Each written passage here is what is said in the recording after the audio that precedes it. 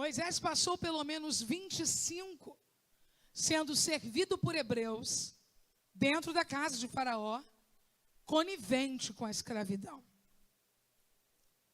Só que existe um tempo na nossa vida que Deus começa a mexer algumas águas paradas dentro de nós. E de repente coisas que nós éramos confortavelmente a favor delas começam a nos incomodar. Coisas que durante muito tempo nós optamos pelos óculos da indiferença, agora caem nos nossos olhos como ciscos incômodos. Uma mentira que você não tolera mais. Um ato de desonestidade que você não tolera mais. A humilhação de alguém que você não tolera mais.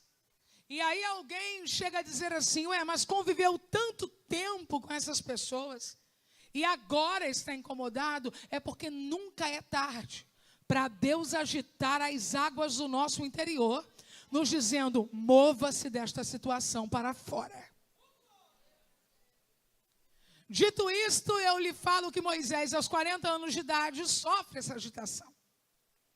Ele vai ao lugar onde seus irmãos estão trabalhando, vê-os sendo tratados como escravos, porque eram escravos dentro daquele sistema cultural já estabelecido.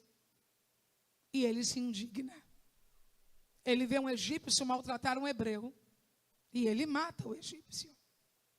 Ele não pode continuar no Egito, porque quem matou foi ele, e eu te explico. Dentro de um processo dinástico como aquele, dentro de um país onde as guerras aconteciam, um soldado morrer não é muita coisa. Mas quem matou? Moisés. Você precisa entender que um escolhido de Deus não será tratado com a mesma tolerância e benevolência como outras pessoas são. Por isso desista da ideia, todo mundo faz. Todo mundo faz, você não. Desista da ideia, fulano de tal caiu, esborrachou, e todo mundo lá foi dizer, coitado, levanta, estamos com você. Mas dependendo do nível de quem Deus chama, e no lugar em que Deus coloca esse indivíduo, não haverá tolerância com alguns erros, e eu vou explicar por quê. Moisés era adotivo. Algumas pessoas entendem que Moisés jamais seria o novo faraó, mas eu afirmo que seria. Porque na história da dinastia egípcia existem vários estrangeiros que foram faraós. A questão é que haviam pessoas ali que queriam um lugar que Moisés possivelmente ocuparia. Então, quando um adotivo, que é tido como intruso, mata alguém, é a oportunidade de destituí-lo de um lugar onde ele nunca foi celebrado. Ele foi apenas tolerado. Olhe para mim e ouça o que eu vou lhe dizer. Demônios odeiam o lugar que você ocupa. Satanás odeia o lugar que você ocupa. E algumas pessoas em estado de carnalidade também odeiam o lugar que você ocupa. Por isso, não se precipite em nenhuma ação que dê a elas legalidade para tentar remover você do lugar que Deus te assentou. Oh, glória! Existe uma frase que tem me acompanhado: viva a altura do seu chamado. Viva a altura do que Deus te chamou para fazer. Viva a altura do que Deus quer realizar nos tempos futuros em sua vida. Porque serpentes brigam na areia. Animais de maior porte brigam a uma altura média dos pés. Mas você não é nem do solo e nem do pó. Deus te colocou assentado em lugares celestiais com Cristo Jesus. E quem é do alto vive como se no alto estivesse. 40 anos na casa de Jetro, aprendendo a ser pastor. Jetro tinha como profissão pastoreio. Embora ele fosse sacerdote em Midian, também Reuel, ele, na vida cotidiana, trabalhava com pecuária, como a maior parte das pessoas da região. Deus quer transformar Moisés em quê? Pastor. Então agora Moisés sai do Egito, porque ele não vai ser rei, ele vai ser pastor. Mas ele foi criado para ser o quê? Rei. Então ele tem um instinto para ser o quê? Rei. Ele está acostumado a ser tratado como o quê? Rei. As pessoas olham para ele como alguém que faz parte de um grupo que daqui a algum tempo estará reinando. Mas ouça o que eu vou te dizer agora. Ele levou um dia, para sair do Egito e chegar em Midian. Mas precisou de 40 anos. Para sair do Egito foi um dia. Para sair o Egito dele, precisou 40 anos. Porque para transformar um pastor em príncipe, é só injetar orgulho. Mas para transformar um príncipe em pastor, é na casa de Jetro, casa do amigo de Deus. Na casa do amigo de Deus, a gente vai aprender a perder orgulho, ganhar humildade. Perder orgulho, ganhar poder espiritual. Perder orgulho, ganhar a visão do céu, perder orgulho e entender chamado. 40 anos. 40 anos cuidando das ovelhas que não são dele. Porque Jetro precisa ensinar a Moisés a cuidar das ovelhas que não são dele. Um senhor de 80 anos está no Horebe apacentando as ovelhas do sogro. E tem gente aqui pensando que o ministério dele está atrasado. Estou envelhecendo, 23 anos. Que é isso? 80 anos de idade, apacentando as ovelhas do sogro. Porque Deus estava treinando Moisés para o quê? Apacentar ovelhas que não são dele. Porque agora ele estava apacentando as ovelhas de Jetro, não são dele. Daqui a 40 anos, ele vai apacentar as ovelhas de Deus, que também não são dele. Quando você exercita fidelidade aos homens, você está aprendendo a ser fiel a Deus. Quando você exercita lealdade às pessoas, você está aprendendo a executar lealdade com Deus. Porque se você olha para o seu pastor e não consegue enxergar a autoridade do qual ele está imbuído, eu tenho dúvidas de que você consiga olhar para um Deus invisível e entender a autoridade que ele tem.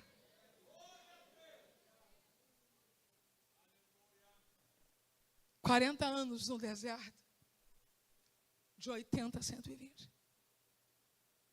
Um autor diz que Moisés passou 40 anos pensando que era alguém. 40 anos pensando que não era ninguém. E os últimos 40 anos, vendo o que Deus pode fazer na vida de alguém. 3 blocos de 40. Você passa por isso com facilidade. Eu sou tudo. Daqui a pouco, eu não sou nada. Daqui a pouco, olha o que Deus faz com quem não é ninguém. Só que chegou a hora de Moisés encerrar a sua carreira. E agora Josué, filho de Num, vai assumir o lugar de Moisés. E isso é tão difícil que Deus precisa falar com Josué. Josué, meu servo Moisés é morto. A sucessão ministerial entre Moisés e Josué, Deus não avisou a Josué enquanto Moisés estava vivo. Deus avisou a Moisés, a Josué não. Josué precisava exercer serviço espiritual voluntário, sem a preocupação de acessar nenhum lugar de honra ou de visibilidade. Quem serve procurando um lugar para chegar, já recebeu o seu galardão por aqui. Mas quem serve porque o desejo é servir, vai ter surpresas que nunca imaginou viver. Rebeca, quando serviu, possivelmente Eliezer, o servo mais velho de Abraão, ela serviu porque viu um homem. Ela serviu porque viu camelos. Ela serviu porque a essência dela era servir. O que ela não sabia é que na mochila do homem tinha pulseira de ouro. Na mochila do homem tinha bracelete de prata. Na mochila do homem tinha anel de ouro. Na mochila do homem tinha anel de prata. O que ela não sabia é que quando ele se assentasse à mesa da casa dela, ia oferecer o casamento com o homem que detinha em suas mãos a semente de maior prosperidade entregue na Bíblia, aquela que Abraão recebeu. Ela estava olhando para os camelos, ela estava olhando para o homem cansado, e Deus estava olhando para o coração daquela mulher. Josué, vem aqui. Meu servo Moisés é morto. Há umas sentenças ali, meus irmãos, em Josué capítulo 1, que são incríveis. E uma que eu me aproprio dela e quero dividir e compartilhar com os irmãos, é quando Deus diz assim para Josué: tu farás este povo herdar. Tu farás. A gente pode repetir essa frase no 3 juntos? Tu farás. Vamos lá. 1, 2, 3. Tu. Eu sinto como se Deus estivesse dizendo assim para mim e para você esta noite, como disse a Josué: não me apresente nenhuma desculpa, eu não vou aceitar. Não me apresente nenhum plano B, eu não vou aceitar. Não queira apresentar a mim quem você pensa que é melhor do que você para fazer, porque eu não vou aceitar. Tu farás, tu farás, tu farás, tu farás. Há um espírito de Sara que ronda as nossas reuniões. Não é a Sara que crê, não é a Sara que gera, não é a Sara que anda em fé, é a Sara que olha para si e diz: não pode ser eu. E indica alguém que ela acha que é melhor do que ela. Vai Agar. Agar é nova. Agar deve ser fértil. Agar tem a pele viçosa. Os hormônios de Agar estão em outro momento em relação aos meus. Alguém vai dizer: Agar mora perto da igreja, é melhor ela. Agar tem marido crente, eu não tenho.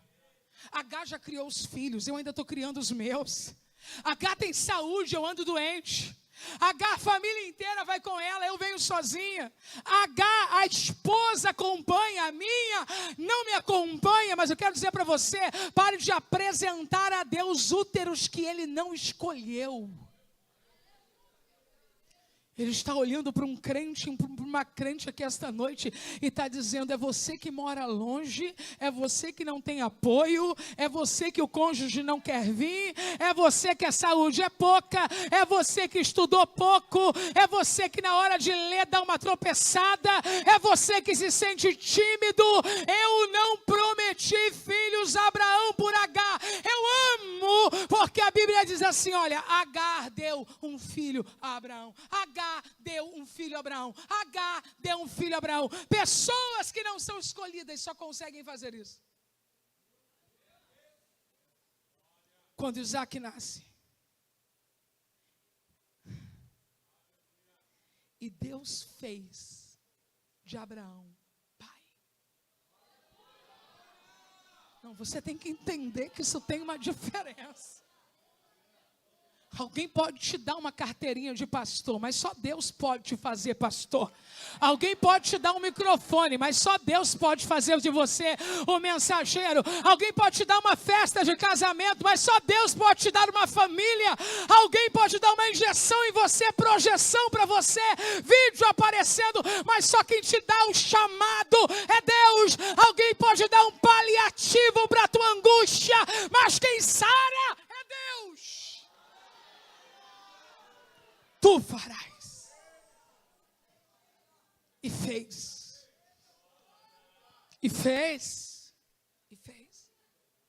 Capítulo 22 de Josué, as tribos já estão todas assentadas nos territórios demarcados. Tu farás este povo herdar a terra que eu jurei a seus pais que lhes daria. E fez. Capítulo 22. Todas as tribos já estavam assentadas. Todas. Aí Josué está lá trabalhando. Daqui a pouco Deus olha para Josué e diz assim: Josué, eu li esse texto no funeral do meu sogro, porque existem pessoas desse nível, sabe? Deus disse assim para Josué: Josué, tem muita coisa para ser feita ainda. E as suas forças, Josué, já estão diminuindo. Posso te explicar o que é isso? É como se Deus pegasse uma pessoa constante aqui, incansável aqui, e batesse no ombro dela. Olha para mim, meu irmão, porque eu quero chegar nesse nível. Deus batesse no ombro dela e dissesse assim: ei, para, vamos descansar. Você já concluiu a carreira. Josué, o crente, que Deus precisa avisar a ele que está na hora de parar. Enquanto muitos de nós somos aqueles que todo dia perguntamos para Deus: e aí, quando eu preciso, quando o Senhor vai me liberar para parar? Estou cansada, pastor, eu preciso de um ano sabático. Já estou liderando há anos esse grupo. Quanto? 3. Meu avô, pastor José Gonçalves, que já está na eternidade, ele ia dizer para esse jovem assim, que está cansado, liderando 3 anos: meu irmão, tu é um brincalhão. Era assim que ele falava. Meu irmão, está cansado com 3 anos? Tu é um brincalhão.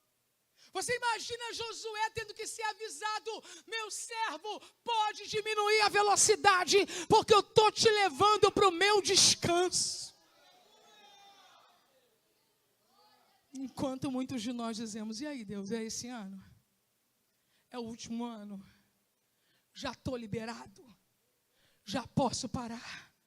Que o Espírito de Deus, que o Espírito de Deus, que o Espírito de Deus, que o Espírito de Deus, que o Espírito de Deus nos envolva num manto de constância. Helena, como eu faço para ser constante? Ser constante é uma decisão. Você acorda de manhã, olha para você e diz: eu não vou ser mais inconstante. Eu vou levar a sério o que Deus colocou na minha mão. Eu cansei de passar vergonha, começar e parar, agora acabou. Constância é decisão. Vende-se cursos para constância, mas ninguém será constante a partir de um curso.